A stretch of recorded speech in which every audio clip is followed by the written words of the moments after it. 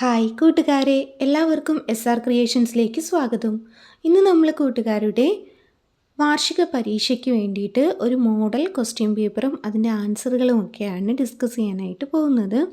അപ്പോൾ കൂട്ടുകാരാരെങ്കിലും ആദ്യമായിട്ടാണ് ഈ ചാനൽ കാണുന്നതെങ്കിൽ സബ്സ്ക്രൈബ് ചെയ്യുക. തൊട്ടടുത്ത് കാണുന്ന ബെൽ ബട്ടൺ കൂടെ എനേബിൾ ചെയ്ത് കഴിയുമ്പോൾ ഞങ്ങളിടുന്ന എല്ലാ ക്ലാസ്സുകളുടെ വീഡിയോസും അതുപോലെ തന്നെ എക്സാം സ്പെഷ്യൽ വീഡിയോസും കൂട്ടുകാർക്ക് നോട്ടിഫിക്കേഷനായിട്ട് ലഭിക്കും.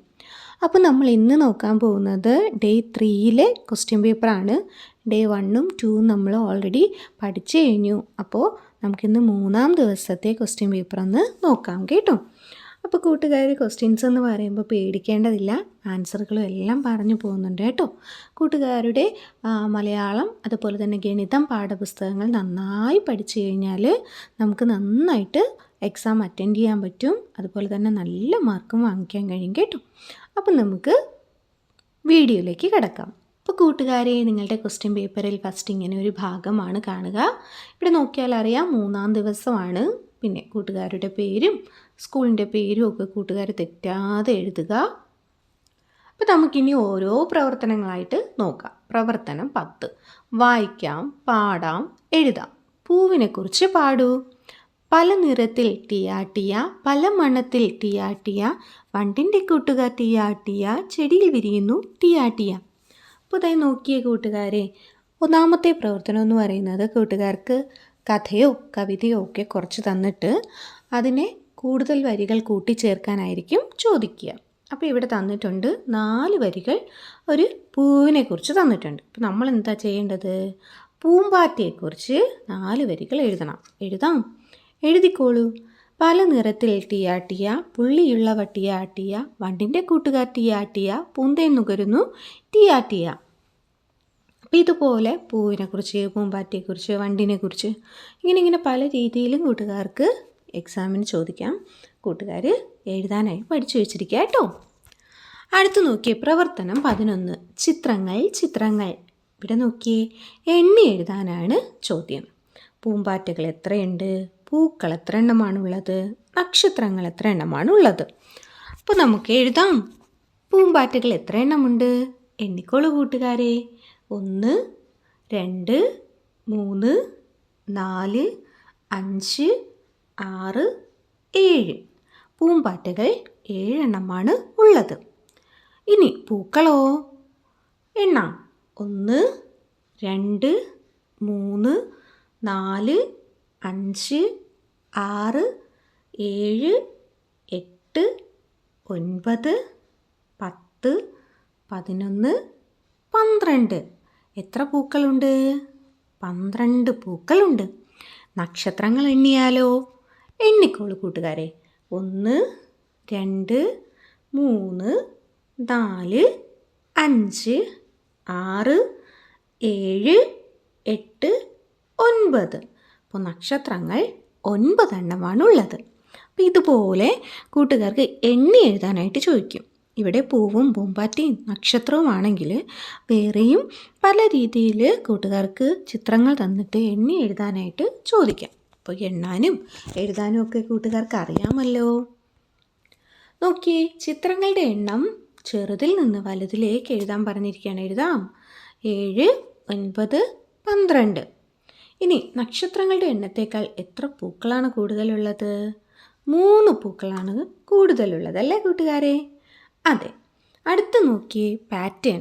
അത് കൂട്ടുകാർക്ക് ഉറപ്പായിട്ടും ചോദിക്കും കേട്ടോ. സംഖ്യാ പാറ്റേണുകളോ ചിത്ര പാറ്റേണുകളോ ഒക്കെ ചോദിക്കാം. അപ്പോൾ അതൊക്കെ കൂട്ടുകാർ പഠിച്ചു വെച്ചേക്കണേ. ഇവിടെ നോക്കിയേ, ഫഹദ് വരച്ച ചിത്രമാണ് ഇവിടെ തന്നിരിക്കുന്നത്. സംഖ്യകൾ ക്രമത്തിൽ എഴുതി പൂർത്തിയാക്കണം. 12, 14, 16. ഇനി അടുത്ത എത്രയാ സംഖ്യ? 18, 20, 22, 24. ഇതൊരു പാറ്റേൺ ക്രമത്തിലാണ് പോകുന്നതല്ലേ. ഇതുപോലെ ചിലപ്പോൾ കൂട്ടുകാരുടെ അടുത്ത് ഒരു പാറ്റേൺ ഉണ്ടാക്കി എഴുതാനും ചോദിക്കും. അപ്പോൾ പാറ്റേൺ കൂട്ടുകാർ എഴുതാൻ പഠിക്കണം കേട്ടോ. അടുത്ത് നോക്കിയേ, പ്രവർത്തനം 12, ഇഴയൻ പുഴു. പട്ടിക പൂർത്തിയാക്കാം. ഇവിടെ കുറേ മൃഗങ്ങളെയും ഒക്കെ കൊടുത്തിരിക്കുന്നത് കൂട്ടുകാർ കണ്ടില്ലായിരുന്നോ? കണ്ടു. ഇനി ഇവയെ നമുക്ക് തരം തിരിച്ച് എഴുതണം. കാലില്ലാത്തവ, 4 കാലുള്ളവ, 6 കാലുള്ളവ, ഒത്തിരി കാലുള്ളവ ഇങ്ങനെ നമുക്ക് തരംതിരിച്ച് എഴുതാം. എഴുതിക്കോളൂ. കാലില്ലാത്തവ പാമ്പ്, ഒച്ച്. 4 കാലുള്ളവയോ പശു, മുയൽ, തവള, നായ്. ഇവയ്ക്കെല്ലാം 4 കാലുകളാണുള്ളത്. 6 കാലുള്ളവ വണ്ട്, ഉറുമ്പ്. ഒത്തിരി കാലുള്ളവ അട്ട, പൂരം, ചിലന്തി, ഞണ്ട്. ഇവയ്ക്കൊക്കെ ഒത്തിരി കാലുകളുണ്ട്. പ്രവർത്തനം 13. പട്ടിക പൂർത്തിയാക്കൂ. ഇവിടെ കണ്ടോ, കൂട്ടുകാരുടെ പേരും അവർക്ക് കിട്ടിയ മിഠായിയും തിന്ന മിഠായിയുമുണ്ട്. വീട്ടിൽ കൊണ്ടുപോയ മിഠായി കൂട്ടുകാർ കണ്ടെത്തി എഴുതണം. എങ്ങനെ കണ്ടുപിടിക്കും? കിട്ടിയ മിഠായിയിൽ നിന്നും അവർ കഴിച്ച മിഠായി കുറച്ചു കൊടുത്താൽ മതി. കുറച്ചോളൂ. ഋതിക 15 എണ്ണം കിട്ടി, 5 എണ്ണം തിന്നു. വീട്ടിൽ എത്ര എണ്ണം കൊണ്ടുപോയി കാണും? 10 എണ്ണം. മിനിക്കുട്ടിയോ 20 എണ്ണം കിട്ടി, 12 എണ്ണം തിന്നു. 8 എണ്ണമാണ് വീട്ടിൽ കൊണ്ടുപോയത്. ആമിന 25 എണ്ണം അവൾക്ക് കിട്ടി, 14 എണ്ണം അവൾ കഴിച്ചു. വീട്ടിൽ കൊണ്ടുപോയ മിഠായി എത്ര? എങ്ങനെ കണ്ടെത്തും? 25-ൽ നിന്ന് 14 കുറയ്ക്കാം. ഉത്തരം 11.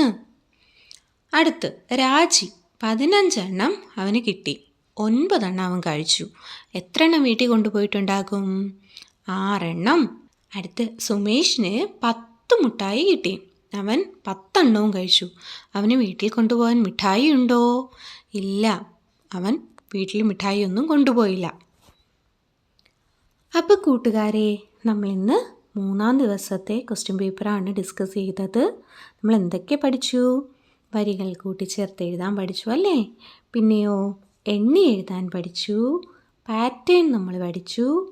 പിന്നെ എന്ത് പഠിച്ചു കൂട്ടുകാരെ? അതെ, കുറയ്ക്കാൻ പഠിച്ചു അല്ലേ?